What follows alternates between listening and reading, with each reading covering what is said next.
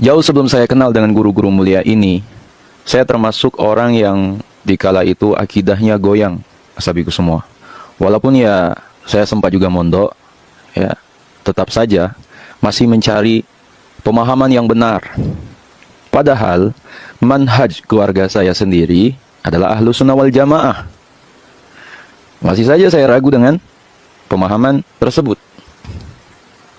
Akibat penasaran tersebut dan kurangnya ilmu, pencarian tersebut pun dimulai saat saya mengenyam pendidikan di Universitas Islam Negeri. Ya, dari dalam saya menuntut ilmu, dari luar pendidikan pun saya mencari ilmu. Awalan, saya sempat berpahaman liberal lah sabiku semua, berpikir bebas, dan luar biasanya lagi termasuk orang yang dikala itu anti mazhab. Ya semuanya karena doktrin juga sih, dan keilmuan yang kurang. Dan berubah itu pun karena ilmu juga. Nah, singkat cerita, sampailah saya jatuh ke dalam diri yang berpahaman Salafi Wahabi. Ya, kala itu hobi saya pokoknya menjatuhkan argumen kawan-kawan dari kalangan aswaja. Segala pokoknya saya bid'ahkan. Mulai dari contohnya malam nisfu Sya'ban, ya, bawa air ke masjid dan lain-lain. Sampai dengan beraninya saya membawakan khutbah Jumat berjudul Maulid Nabi itu bid'ah. Mana waktu itu di kalangan masyarakat yang berpahaman Ahlus Sunnah wal Jamaah sabiku semua. Akhirnya ya waktu itu saya di tahun selanjutnya nggak dipakai lagi ya di masjid tersebut. Sabiku semua, singkat cerita, sebenarnya ada banyak hal ya, yang menyebabkan saya kenapa bisa kembali kepada pemahaman Ahlus Sunnah wal Jamaah. Ya, terutama karena sumber ilmu. Ya, banyaknya kitab-kitab yang saya baca dan perpindahan saya dari guru ke guru. Ya, tidak hanya satu guru. Ya. Luar biasanya lagi, apalagi setelah saya tahu, kemudian saya tanya kepada guru-guru saya, ya, setelah membaca kitab-kitab, ya, kalau Syekh Al-Albani mengkafirkan Imam Bukhari. Hal itulah yang meruntuhkan segala kepercayaan saya kepada pemahaman Salafi Wahabi. Ya. Dan saya banyak sekali mendengar info ya, dari kalangan sahabat aswaja ya, tentang propaganda Salafi Wahabi dalam melakukan tuduhan yang tidak berdasar kepada amaliyah Ahlus Sunnah wal Jamaah. Ya, itu memang benar adanya. Saya pun dikala itu termasuk orang yang melakukan hal tersebut, asabiku semua. Nah, mungkin dikala itu kurangnya referensi saya terhadap ilmu. Ya, mudah saja saya menjatuhkan dalil seseorang. Salah satu ulama panutan saya dikala itu yaitu Syekh Nasruddin Al-Albani. Yang buat saya kecewa, beliau berani mengatakan bahwa hadis yang ada dalam kitab Sahih Bukhari dan Sahih Muslim belum bisa dikatakan sahih jika belum mendapatkan komentar dari beliau. Hasabiku semua, lebih dari itu, Syekh Al-Albani bahkan berani mengatakan bahwa salah satu pendapat Imam Bukhari tidak keluar dari seorang muslim yang beriman. Ya. Kalau kalian nggak percaya ya ini mengenai hal ini, bisa kalian tuh membaca pernyataan Syekh Al-Albani dalam kitabnya Syarh Al-Kalam At-Thayyib li Ibnu Taimiyah. Itu pada halaman keempat, cetakan keempat tahun 1400 Hijriah. Ya.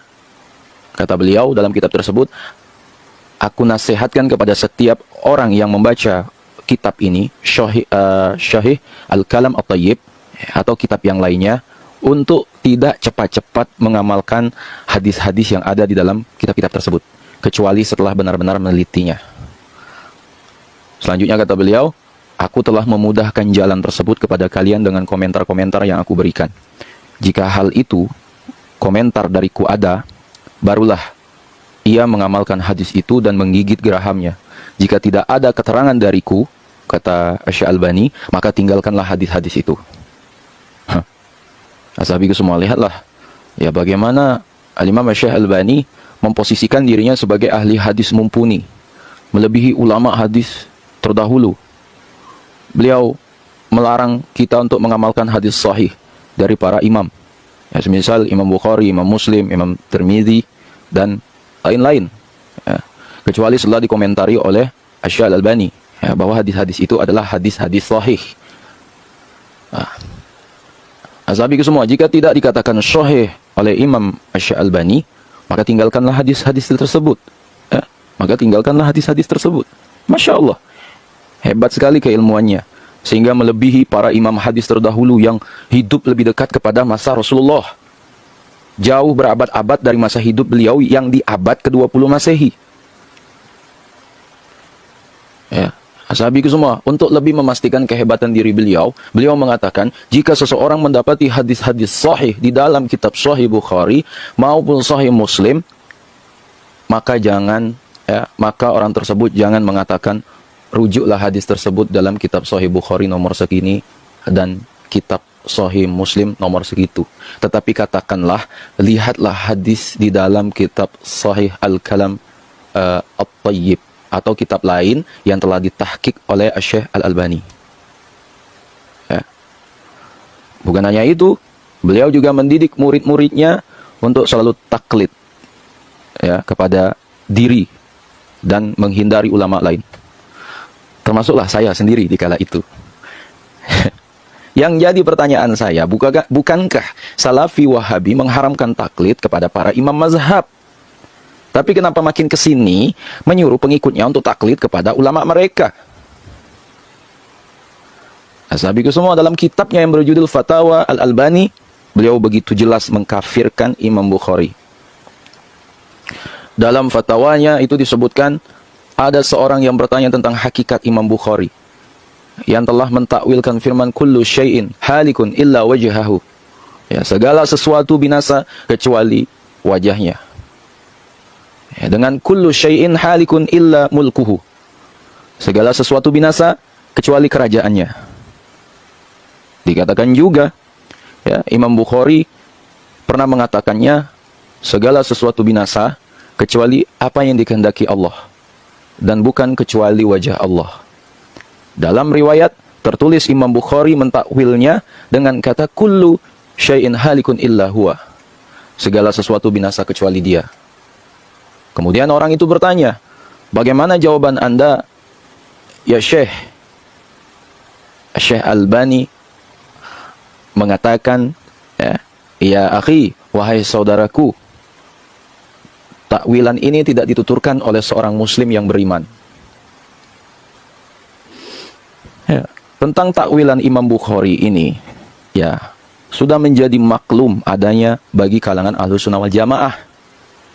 Sebab hal itu memang sejalan dengan akidah umat Islam yang lurus dan benar.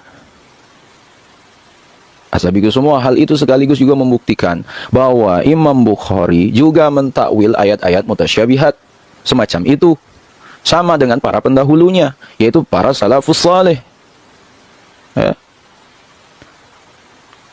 Ashabiku semua, ini salah satu bukti bahwa tradisi penakwilan teks agama yang mutasyabihat sudah ada sejak zaman Rasulullah dan para sahabatnya. Ya. Ashabiku semua, bagaimana mungkin Syekh Al-Albani berani melontarkan pengkafiran kepada Imam Bukhari dan mendakwa beliau tidak beriman? Siapa sebenarnya yang sesat dan keluar dari golongan mayoritas? Ya. Berarti kala itu saya keluar dari golongan mayoritas dong. Penting saya sampaikan kepada teman-temanku semua, banyak-banyaklah membaca kitab, banyak-banyaklah mencari ilmu, mulai dari yang Arab, ya, kitab kuning, jangan yang terjemah saja, dan carilah banyak guru. Perlu kiranya bagi kita juga untuk berhati-hati dalam memilih guru untuk belajar. Perlu diingat bahwa jika menemukan sebuah hadis yang terdapat tulisan disahihkan oleh Syekh Albani, maka kita harus mencari sumber aslinya terlebih dahulu. Sahabatku semua, mungkin itulah hal yang dapat saya sampaikan. Ya, kalau dulu saya termasuk Salafi Wahabi, termasuk mengikuti pemahaman mereka, tapi setelah tahu ilmunya, banyak ilmu, banyak membaca, ya, hal tersebut membuka pemikiran saya. Ternyata manhaj yang benar yang menurut saya selama ini ternyata salah. Tapi balik lagi, yang terpenting adalah kalian semua, ya, teruslah menuntut ilmu, teruslah banyak membaca, ya, terusnya membaca kitab-kitab, bukan hanya yang terjemah saja, tapi juga yang Arab, kitab kuning. Asabiku semua, sekiranya video ini bermanfaat, jangan lupa share kepada orang-orang yang kita sayangi, lagi kita cintai. Wallahu alam. Assalamualaikum warahmatullahi wabarakatuh.